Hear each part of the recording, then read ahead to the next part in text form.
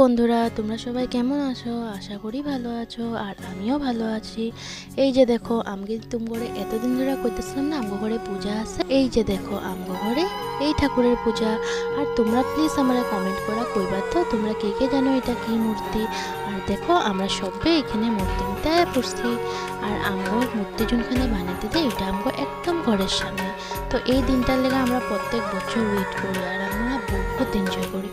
আর দেখো এই যে এটা গোলা সাজানো হইতেছে, এটা দিদি সাজাইতেছে। আর এগুলা যে মানে গোলাতে যে লাগে এগুলা সব দিদি সুন্দর করে সাজাইতেছে। তারপরে এটা আই থিঙ্ক কি কই আমি জানতাছি না, যে হোক এটা মানে এগুলা সব সাজিয়া পুরোহিতরে দেওয়া হইব। তারপরে পূজার সময় এগুলা সব লাগে, মানে এগুলা সব সামনে দিয়া দেওয়া হয়। তারপরে মানে পূজা করে। এবার নেক্সট পার্টে দেখা হবে। নেক্সট পার্ট দেখালে আমার চ্যানেলটা সাবস্ক্রাইব